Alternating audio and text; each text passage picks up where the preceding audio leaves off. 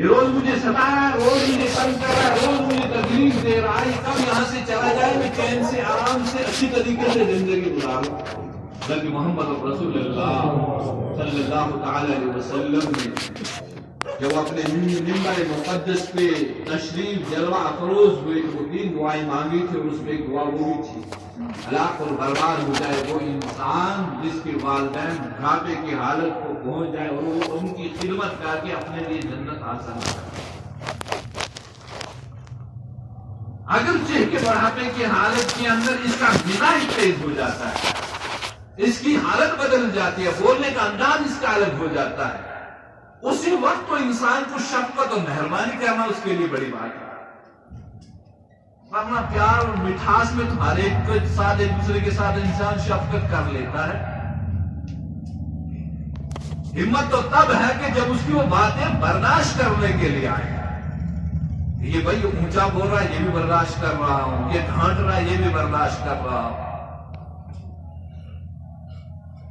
تو فرمایا محمد رسول اللہ اس رات میں اس انسان کی بھی بخشش نہیں جو اپنے والدین کا نافرمان ہو،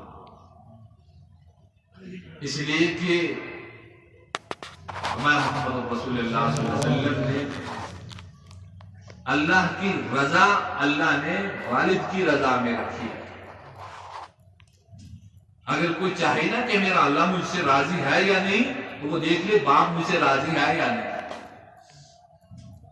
اگر باپ اس کا راضی ہے تو یہ سمجھ لے کہ ہاں میرا اللہ بھی مجھ سے راضی ہے، اور یہ سمجھ لے کہ باپ ناراض ہے تو اوپر والا بھی ناراض ہے۔ تو اللہ نے والد کی ناراضگی میں اپنی ناراضگی رکھی ہے، اور اللہ نے والد کی خوشنودگی میں اپنی خوشنودگی رکھی ہے، رضامندی رکھی ہے۔ اس لیے یہ چیزیں ہمیں بہت کم سمجھ آ رہی ہیں کہ بھائی کبھی بات کرنے میں بھی کس طریقے سے بھی، حالانکہ اللہ نے کہ قرآن نے یہاں تک بھی سکھا دیا کہ تم والدین کے سامنے جب اف تک بھی مت بولو، اف تک اونچی آواز میں بولنے کی تو بات نہیں، اف بھی کرنے سے انہیں اگر تکلیف ہوگی یہ بھی تمہارے لیے سخت کا معاملہ ہے۔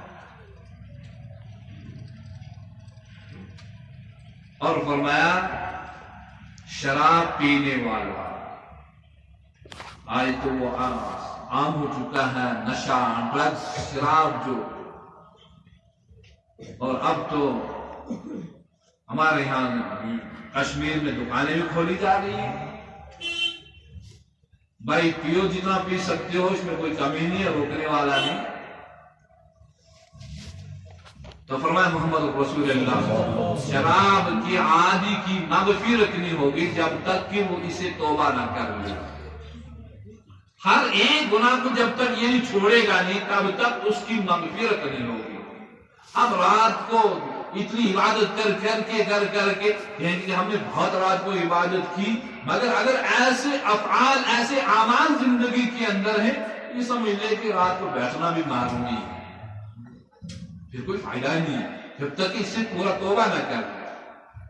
اور چغل خور انسان، اس کی بات لی اس کے سامنے، اس کی بات لی اس کے سامنے، اس کے ساتھ جھگڑا کروا دیا، اس کو اس کے ساتھ جھگڑا کروا دیا۔ بھائی تمہارے خلاف وہ باتیں کر رہا تھا، بھائی کون وہ تمہارے متعلق ایسے باتیں کر رہا تھا، پھر اس کو آگے کہتا آپ کو پتا تمہارے متعلق وہ ایسی باتیں کر رہا تھا۔ ایک دوسرے کی چغل خوری لے کے آ کے ایک دوسرے کے سامنے، اس رات میں بخشش نہیں ہے، اس کو اپنی زبان کو، اپنے اس حلیہ کو، اپنے اس طریقے کو تبدیل کرنا پڑے۔ جو فرمایا نا کہ سارے اعمال کا جو دار و مدار اللہ نے رکھا ہے اس زبان کو، بلکہ کچھ ایسے انسانی عبادات کم ہونے کے باوجود بھی زبان کو کنٹرول کرنے میں وہ اعمال میں سب سے آگے نکل جاتے ہیں، اور ایک انسان ہے کہ ایک اتنے بڑا بھول بولنے سے پوری اپنی عبادات کو ختم کر بیٹھتا ہے، ساری عبادت کا خاتمہ کر دیتا ہے۔ اس لیے حدیث کے اندر آیا نا کہ یہ جسم بھی اس زبان سے پناہ مانگتا ہے، ہاتھ جوڑ کے معافی مانگتا ہے۔ جب انسان صبح نیند سے بیدار ہوتا ہے نا، ہاتھ جوڑ کے زبان کے سامنے کہتا ہے آج دن کنٹرول میں رہنا، ورنہ تمہاری وجہ سے مجھے تکلیف اٹھانی پڑتی ہے۔ زبان سے اگر کوئی کسی کو گالی دے تو باہر جسم کو کھانی ہے، برا بلا کہے تو مار جسم کو کھانی ہے، اس لیے سارا اس زبان پہ ہی ہے۔ اگر اس زبان سے انسان کے اخلاق اچھے ہیں تو کل قیامت کے دن اگر انسان کے اعمال کم نکلیں گے تو اس اخلاق کے وزن کی وجہ سے اللہ پاک اس کو جنت کے اندر لے جائے، اچھے اخلاق اچھے بول کی وجہ سے۔ تو اس رات میں اللہ پاک چغل خور کی بھی بخشش نہیں کرتا، اور سب سے ایک زبردست بات ہے جس کو ہم بالکل میرے خیال سے سمجھ ہی نہیں پا رہے، یہ کہ اپنی شلوار کو ٹخنوں سے نیچے لٹکا کے رکھنا۔ میرے خیال سے اس میں سب مبتلا ہے۔ اپنی شلوار کو، یہ نہیں ہے صرف نماز میں آئے تو بس اوپر کر لیا، نماز پڑھی پھر نیچے کر لیا، جس میں کسی جگہ نہیں آیا صرف تم نماز کے لیے شلوار کو اوپر کرو، بلکہ آیا ہے کہ اپنی شلوار کو ٹخنوں سے اوپر رکھو، عورتوں کی طرح نہیں پاؤں تلے بچھا کے چلو۔ یہ ہمیں چھوٹا سا گناہ نظر آ رہا ہے کہ ہم کہتے ہیں کہ شلوار ہماری نیچے ہوگی تو اسے کوئی بات نہیں ہے، مگر فرمایا کہ کل قیامت کے دن بھی اللہ پاک اپنی رحمت کی نظر سے اس کی طرف نہیں دیکھے گا۔ تکبر کی علامت ہے، تکبر کی علامت۔ تو یہ تو ہم چھوٹا سا گناہ سمجھ لیں۔ میرے خیال سے اب اگر جب نماز کے لیے ہم کھڑے ہوں گے تو ہر ایک اپنی شلوار کا مشاہدہ کر لے گا، دیکھ لے گا، کسی نے پینٹ پہنی ہوگی، کسی نے شلوار پہنی ہوگی، وہ کہاں ہے۔ یہ صرف مسجد میں آنے کے لیے نہیں ہے مگر مرد کے لیے ہے ہر وقت۔ جس طرح عورت کے لیے ہر وقت جو ہے یہ عجیب بن گیا ہے کہ اب عورتیں جو ہے ٹخنوں سے اوپر رکھتی ہے، مردوں نے نیچے چھوڑ دیا، ورنہ عورتوں کو نیچے چھوڑنا چاہیے تھا، مردوں کو الٹا بن گیا، اب عورت بھی مرد بن چکی ہے۔ وہ تو اللہ کے حبیب صلی اللہ تعالی علیہ وسلم نے فرمایا کہ اللہ پاک لعنت کرتے ہیں اس مرد پہ جو عورت کا حلیہ اختیار کرے، اس عورت پہ جو مرد کا حلیہ اختیار کرے۔ مگر عجیب بات ہے، آپ نے دیکھا ہوگا میری ماں، میری بہن، میری بیٹی کوئی غائب نہیں ہوگی تو وہ ایسی زین اور سکن ٹائٹ پینٹ پہن کے آتی ہے کہ لڑکا پہننے سے شرمائے گا وہ، مگر اس کو شرم نہیں آئے گا، اس کو شرم نہیں آئے گی۔ باپ کے سامنے جائے گی، باپ کے بیٹے کے سامنے، بھائی کے سامنے جائے گی، کوئی شرم کی بات نہیں ہوگی۔ اور یہ حدیث کے اندر آیا ہے کہ جب اللہ کے نبی علیہ السلام نے فرمایا جب تمہارے اندر شرم حیا نکل جائے تو پھر تم وحشی جانور سے بھی بدتر ہو، پھر کوئی ایک ہی بات ہے۔ اور یہ تو محمد رسول اللہ صلی اللہ علیہ وسلم کی پیشن گوئیاں ہیں کہ آخری وقت پھر ایسا آئے گا کہ لوگ پریانہ ہوں گے، ننگے چلے، یہی ننگا پن ہے، لباس پہننے کے باوجود بھی ننگے ہوں گے۔ اگر پہنا ہوگا تو وہ سب سے زیادہ ٹائٹ ہوگا، اگر پہنا ہوگا تو وہ سب سے زیادہ باریک ہوگا۔ پہننے میں کوئی اس میں فرق ہی نہیں ہے، پہنے نہ پہنے وہ ایک ہی بات ہے۔ تو اس رات کو غنیمت جان کے کہ انسان کی زندگی کا پتہ نہیں ہے وہ کب موت کا فرشتہ آ کے آ جائے۔ اللہ پاک انسان کے اعمال دیکھنا چاہتا ہے۔ الذی خلق الموت والحیات لیبلوکم ایکم احسن عملا، کہ اللہ مرنے کے بعد تمہاری اعمال دیکھے گا، احسن بہترین عمل، بہترین کوالٹی کے۔ جس طرح ہم کسی دکاندار سے جاتے ہیں وہ کہتے ہیں مجھے اچھی کوالٹی کا مال چاہیے، اچھی کوالٹی کا کپڑا چاہیے، اچھی کوالٹی کا ٹر چاہیے، اچھی کوالٹی کا نہ جانے کیا کیا چاہیے، فرش چاہیے، اچھی کوالٹی کا لیتے ہیں۔ بھائی یہ تھوڑا سا کم کوالٹی کا نہیں، بھائی مجھے یہ نہیں چاہیے۔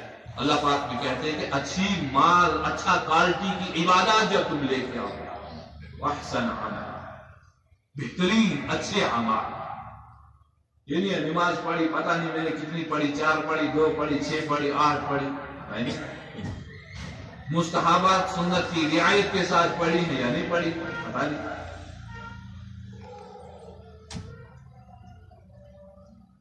اعمال کو جب اللہ کے سامنے پیش کیا جائے گا تو ایک اچھے انداز میں اعمال پیش کیے. تو یہ رات ہم اتنی قیمتی رات کو اس حال میں گزارے کہ اللہ کی یاد کے اندر، اس میں یہ نہیں ہے کہ گھر میں بیٹھے عبادت کے لیے اجازت ہے، گھر میں مسجد میں بیٹھے مسجد میں کرے، جہاں بیٹھے جس جگہ چاہے عبادت کرے، مگر یہ ہے کہ اپنی عبادات کے اندر مسجد سے نکلے باہر غیبت شروع ہوگی. ابھی قبرستان پہ جائیں گے تو وہاں جھگڑا شروع ہو جائے گا، بھائی میری زمین تم نے کھا لیا، ہماری اس نے کھا لیا، کھا پائے گا. ارے عمل برباد ہو گیا. رات کی عبادت، رات کا جاگنا، رات کا سب کچھ.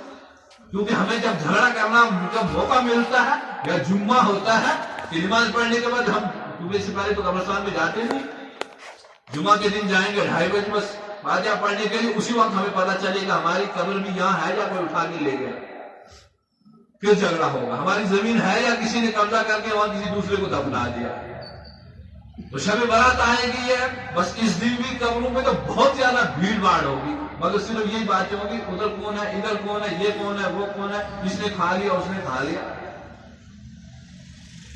تو اصل میں میں نے جو پہلے عرض کیا کہ ہمیں اگر جانا بھی قبرستان میں 2 مقصد لے کے جانا ہے. ایک اپنی آخرت کی یاد کے لیے کہ مجھے بھی یہاں آنا ہے، میرا گھر بھی یہی ہے، میرا رہنا بھی یہی ہے، سب کچھ میرا یہی ہے. وہ گھر جو میں نے بنا کے رکھے وہ عارضی ہے، مسافر کے طور پہ میں رہ رہا ہوں. کیونکہ میرا باپ پہلے یہاں آ چکا ہے، میری ماں پہلے آیا آ چکی ہے، اب کوئی دادا پردادا جو بھی ہے وہ بھی آ چکے ہیں، اب میں پیچھے رہ چکا ہوں، مجھے بھی یہاں آنا ہے. تو اپنی موت کو یاد کرنا ہے. محمد رسول اللہ نے فرمایا اثرت سے موت کو یاد کر، اور پھر ان کے لیے دعائیں مغفرت. حضرت نبی علیہ الصلوۃ والسلام جنت البقیہ میں گئے، جا کے امت کے لیے دعا کی. وہ تو خود گناہوں سے پاک تھے، معصوم تھے، اور اللہ کے سامنے جا کے دعا کی. اور اسی رات میں نبی علیہ الصلوۃ والسلام کو سجدے کی حالت میں امی عائشہ رضی اللہ تعالیٰ عنہا نے جب پایا تو اتنی لمبی دعا مانگی محمد رسول اللہ صلی اللہ تعالیٰ علیہ وسلم نے، اور اس انداز سے الفاظ استعمال کیے محمد رسول اللہ صلی اللہ علیہ وسلم نے، اے اللہ میں تیرے غضب سے پناہ مانگتا ہوں، تیری خوشنودگی کے ذریعے، تیری ناراضگی سے پناہ مانگتا ہوں، اے اللہ تیری خوشنودگی کے ذریعے. اللہ کے محبوب پہ اللہ ناراض نہیں تھے، مگر انسان کو، مجھے اور آپ کو یہ سکھا دیا کہ ہمارے اعمال، ہمارے افعال، ہمارا کردار، ہمارا بولنا اٹھنا بیٹھنا کیسا ہے، اور ہمیں اللہ کے سامنے کس طریقے سے، کس عاجزی سے پیش آنا چاہیے، کس حال میں پیش آنا چاہیے. کچھ لوگ ایسے بھی گزرے ہیں، عبد المالک صدیق کے بزرگ گزرے ہیں. 5 منٹ کی دعا کرنے کی سی، اور قصیر البقا کہا جاتا ہے، یعنی کہ اللہ کی یاد میں بہت زیادہ ہوا کرتے ہیں، حد سے زیادہ ہوتے ہیں. جب اس دنیا سے انتقال ہو کے گئے تو کسی نے خواب میں دیکھا کہ حضرت کیا کیا اللہ نے آپ کے ساتھ معاملہ. آگے جب اللہ کے سامنے پیشگی ہوئی تو اللہ نے کہا کہ بتاؤ کیسے کیا لے کے آئے ہو، کیا کر کے آئے ہو. تو میں وہاں بھی رونا شروع کر دیا اللہ کے سامنے. اب بھائی تم ادھر بھی روتے تھے، ادھر بھی روتے ہو. اللہ آپ کی خوف کی وجہ سے، آپ کے ڈر کی وجہ سے. فرمایا بس میرا ڈرنا دنیا میں تھا، یہاں تمہارے لیے آرام اور راحت ہی ہے. پھر فرمایا عبد المالک مجھے پتا ہے جس قبرستان میں تم دفن کیے گئے ہو، تمہارے طفیل میں اس قبرستان کی بھی بخشش کر دیا. اس لیے فرمایا نا کوئی مردہ جب قبرستان میں کسی نے کہا یا وہ سب کو یہی حال ہوتا ہے، وہ پریشانی میں سب کو مبتلا کرتا ہے، جو اچھا یا سب کو راحت ہوتی ہے. ایک دریا میں کسی نے پل کاٹا تو سب دریا میں چلے گئے، ایک نے بنایا تو سب کے لیے راحت بن گئی. مالک عبد المالک تمہاری وجہ سے اس قبرستان والوں کی بھی میں نے مغفرت کر دی. اس اللہ کو راضی کر کے دیکھو، وہ تو اپنے بندے کا بہانہ ڈھونڈتا ہے کہ میرا بندہ کب آ کے میرے سامنے مجھ سے معافی مانگے تو اسے معاف کرو. بس دعا کریں اللہ پاک سے کہ اللہ پاک ہم سب کی بخشش اور معافی فرمائے.